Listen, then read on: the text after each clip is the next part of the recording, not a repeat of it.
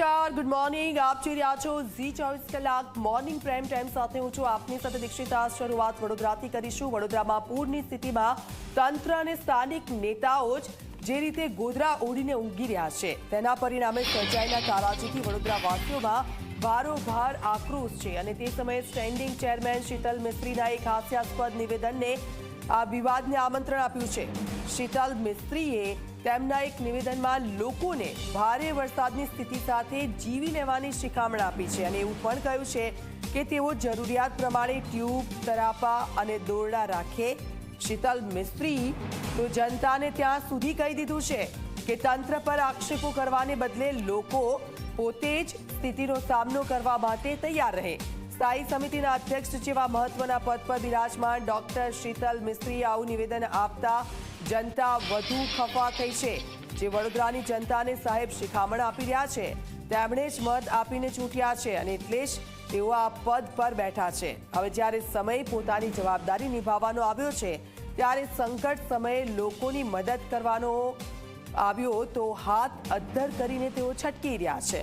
વાળી લોકોના આક્રોશને મજાક સમજી આવી ગાળપણ લાયક સલાહ આપી રહ્યા છે. આ નિવેદનને તો લોકોના આક્રોશથી તો હવે તમને કોઈ બચાવી શકે તેમ નથી.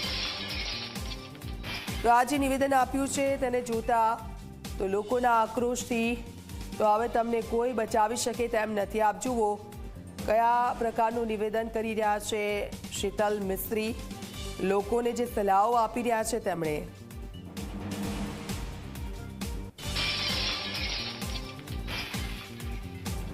ક્લાઇમેટ ચેન્જના લીધે જે હેવી વરસાદ પડતો હોય છે એમાં નાગરિકોએ પણ ફક્ત તંત્ર પર આક્ષેપ મૂકવાના બદલે થોડું આપણે પણ તૈયારી કરીએ જેથી કરીને આપણે પણ સેફ રહીએ. એ ઘરમાં એકાદ ટ્યુબ રાખીએ કે સોસાયટી મોટી સોસાયટી હોય તો એકાદ તરાપાની વ્યવસ્થા કરે કે ઇમરજન્સી લાઇટ રાખે કે દોરડા રાખે. તો જ્યાં સુધી આ પ્રોજેક્ટ ના થાય ત્યાં સુધી આપણે પણ આ હેવી વરસાદ જોડે લેતા શીખવું પડશે અને કોર્પોરેશનને પણ ડિઝાસ્ટર પ્રિપેરનેસ માટે તમામ તૈયારી કરવી પડે અને એના માટે અમે સપોર્ટિંગ કરીએ.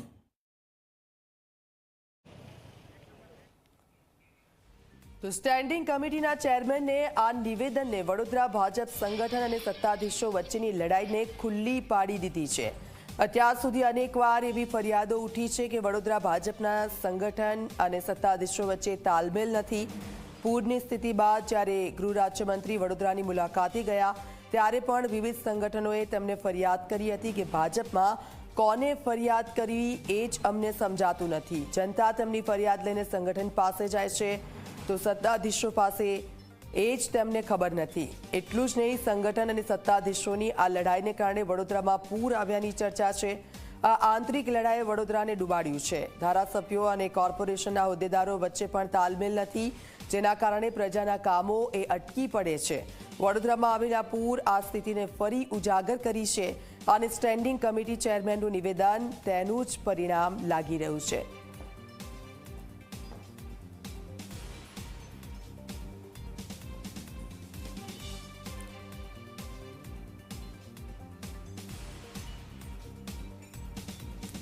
તો આપ જુઓ શીતલ મિસ્ત્રી કે જેઓ એક પછી એક વિવાદાસ્પદ નિવેદનો આપી રહ્યા છે.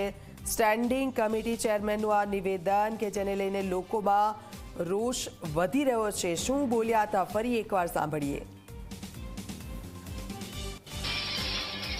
ક્લાઇમેટ ચેન્જના લીધે જે હેવી વરસાદ પડતો હોય છે એમાં નાગરિકોએ પણ ફક્ત તંત્ર પર આક્ષેપ મૂકવાના બદલે થોડું આપણે પણ તૈયારી કરીએ જેથી કરીને આપણે પણ સેફ રહીએ.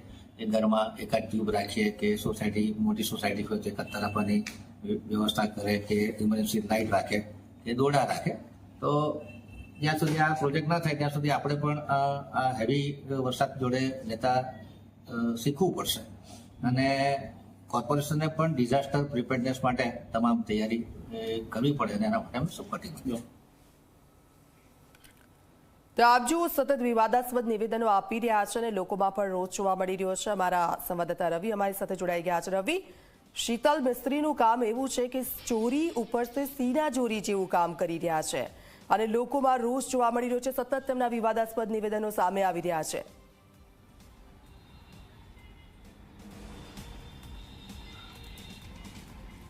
બિલકુલ દીક્ષિતા, વાત કરવામાં આવે તો ડૉક્ટર શીતલ મિસ્ત્રી જે સ્ટેન્ડિંગ કમિટીના ચેરમેન છે વડોદરા કોર્પોરેશનના, તેમનું આ નિવેદન સામે આવ્યું છે, જેમાં તેઓ કહી રહ્યા છે કે કોર્પોરેશન તો પોતાની રીતે ડિઝાસ્ટરની જે કામગીરી છે તે કરે જ છે, પરંતુ જે રીતના ક્લાઇમેટ ચેન્જ થાય છે તેના કારણે એક સાથે જે વરસાદ વરસી જાય છે ત્યારે શહેરમાં પૂર આવવાની શક્યતાઓ રહેલી જ છે. જ્યાં સુધી જે પ્રોજેક્ટ જે સરકારે મંજૂર કર્યો છે વિશ્વામિત્રી નદીનો, તે પ્રોજેક્ટ મંજૂર ન થાય ત્યાં સુધી લોકોએ પોતાના ઘરમાં ટાયર, ટ્યુબ અથવા તો પોતાની સોસાયટીમાં જે રબર બોટ છે તે વસાવી લેવા જોઈએ, દોરડા વસાવી લેવા જોઈએ અને પોતાની જાતને લોકો પોતે સેફ રાખવી જોઈએ તેવી વાત તેમણે કરી છે. માત્ર તંત્ર પર તેમને લોકોએ દોષ ના આપવો જોઈએ ને લોકોએ પોતાની રીતે પણ કાળજી રાખવી જોઈએ તે પ્રકારની વાત તેમના દ્વારા ગઈકાલે કરવામાં આવીને તે તેમનો જે એક આટલા નિવેદનનો જે ભાગ છે તે સોશિયલ મીડિયામાં ખૂબ વાયરલ થઈ રહ્યો છે અને તેને લઈને નાગરિકોમાં ક્યાંક ને ક્યાંક રોષ જોવા મળી રહ્યો છે. પરંતુ અમારી વાત થઈ ડૉક્ટર શીતલ મિસ્ત્રી સાથે ટેલિફોનિક, ત્યારે તેમને કહેવું છે કે તેમનું આ જે ઇન્ટરવ્યૂ છે તે કટ કરીને બતાવવામાં આવ્યું છે, તોડી મરોડીને રજૂ કરવામાં આવ્યું છે. તેમનો આશય કહેવાનો અલગ હતો. આખું ઇન્ટરવ્યૂ જે છે તેની આખી વાત તેમની મૂકવામાં નથી આવી અને આટલો જ પોર્શન કટ કરીને જે છે તે સોશિયલ મીડિયામાં વાયરલ કરવામાં આવ્યો છે. ત્યારે સવાલ એ થઈ રહ્યો છે કે આ વિડીયો વાયરલ કરનાર કોણ છે. સૂત્રો એવું પણ કહી રહ્યા છે કે જે વડોદરા શહેર ભાજપ સંગઠન અને જે કોર્પોરેશનના શાસકો વચ્ચેની ખેંચતાણ છે તેનું પણ આ એક પરિણામ છે કે જે આ વિડીયો વાયરલ થયું છે અને આ વિડીયો વાયરલ થઈને લોકો સુધી પહોંચ્યું છે. અને ક્યાંક ને ક્યાંક કહી શકાય કે કોર્પોરેશનની એક જવાબદારી હોય છે કે લોકોને પૂરમાંથી બહાર કાઢવા, પૂર ન આવવું જોઈએ તે પ્રકારની કામગીરી કરવી. પરંતુ જ્યારે ચેરમેન ખુદ કહી રહ્યા હોય કે ભારે વરસાદ વરસે, લોકોને પૂરની પરિસ્થિતિ અને વરસાદની પરિસ્થિતિની વચ્ચે જીવતા શીખી લેવું પડશે અને તમામ વસ્તુઓ વસાવી લેવી પડશે, તેને લઈને ચોક્કસથી સવાલ તો ઉઠવા પામી રહ્યા છે. આ એક નિવેદન જે છે તે વિવાદનું પણ નિવેદન છે, રોષ પણ લોકોમાં જોવા મળી રહ્યો છે. પરંતુ ક્યાંક ને ક્યાંક કહી શકાય કે હવે ડેમેજ કંટ્રોલ કઈ રીતના કરવામાં આવશે તેના પર નજર છે. કારણ કે જે રીતના પૂરમાં લોકોને નુકસાન થયું, કરોડો રૂપિયાનું નુકસાન થયું, એ પછી રહેણાંક હોય કે પછી કોમર્શિયલ વેપારીઓ હોય, તેઓ હજુ તેમાંથી ઉભરી નથી શક્યા અને તે બાદ આ પ્રકારનું જો નિવેદન વાયરલ થઈ રહ્યું હોય તો ચોક્કસથી લોકોના જે દુઃખ છે, લોકોના જે ઘા છે તેમાં વધુ તેમને ઘા પહોંચાડવાનું આ એક નિવેદન અત્યારે માનવામાં આવી રહ્યું છે. પરંતુ ચેરમેન કહી રહ્યા છે કે તેઓ એક ડૉક્ટર પણ છે અને ડૉક્ટર હોવાના નાતે તેઓ એક સલાહ નાગરિકોને આપી છે અને પરંતુ તેઓ જે એક ચેરમેન છે એટલે ચેરમેન હોવાના નાતે તેઓ આ પ્રકારનું નિવેદન ન કરી શકે અને તેમને આ નિવેદન કર્યું છે તેને લઈને નાગરિકોમાં તો રોષ છે જ, પરંતુ ભાજપમાં પણ અંદર ક્યાંક ને ક્યાંક આ નિવેદન લઈને રોષ જોવા મળી રહ્યો છે. જી દીક્ષિતા.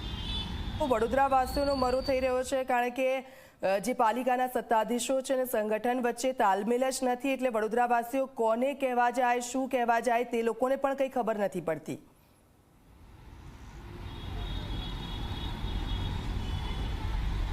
બિલકુલ દીક્ષિતા, આ વાત તો ગૃહ રાજ્યમંત્રી હર્ષ સંઘવીને વડોદરા વેપાર વિકાસ એસોસિએશનના જે અગ્રણીઓ છે તેઓ જ્યારે તેમને મુલાકાત માટે ગયા હતા ત્યારે તેમણે કરી હતી કે વડોદરા શહેરમાં ચૂંટાયેલા પ્રતિનિધિઓ અને શહેર ભાજપ સંગઠન વચ્ચે તાલમેલનો અભાવ છે, વાતચીતનો અભાવ છે. તેમની વચ્ચે જે મતભેદ હોવા જોઈએ તેની જગ્યા પર મનભેદ થઈ ગયા છે, તેના કારણે કોઈના મન મળતા નથી અને તેઓ એકબીજાને સંકલન લઈને કામ નથી કરી શકતા અને તેના કારણે નાગરિકોને અત્યારે પીસાવાનો વારો આવી રહ્યો છે, નાગરિકોનો મરો થઈ રહ્યો છે. ત્યારે તેવામાં આ પ્રકારના નિવેદનો જો સામે આવતા હોય તો ચોક્કસથી નાગરિકોની લાગણી વધારે દુભાતી હોય છે. તેમને એવું મનમાં થતું હશે કે તેઓ કોર્પોરેશનને વેરો આપે છે, તમામ ટેક્સ ભરે છે, જે લોકોને જીતાઈને કોર્પોરેશનના શાસનમાં જવાબદારી આપી છે તેઓ જો નાગરિકોને કહે કે તમે તમારી જવાબદારી સ્વીકારો અને તેઓ પોતાની જવાબદારીમાંથી છટકવા માંગતા હોય તો આ કેટલે અંશે વ્યાજબી તે સવાલ પણ ઉઠવા પામી રહ્યો છે. પરંતુ એક વાત એ પણ નક્કી છે કે શહેર ભાજપમાં ક્યાંય બધું સારું નથી. અહીંયા ખૂબ ગ્રુપિઝમ છે અને આ ગ્રુપિઝમના ભાગરૂપે જ જે ડેમેજ કંટ્રોલ થવું જોઈએ તેના જગ્યાએ કહી શકાય કે આ વિવાદ છે તે વધુ લોકોની વચ્ચે જઈ રહ્યો છે, વધુ વિવાદના વિડીયો વાયરલ થઈ રહ્યા છે અને તેના કારણે બીજેપીની જે છબી છે તે વડોદરા શહેરમાં સતત ખરડાઈ રહી છે. જી બિલકુલથી રવિ.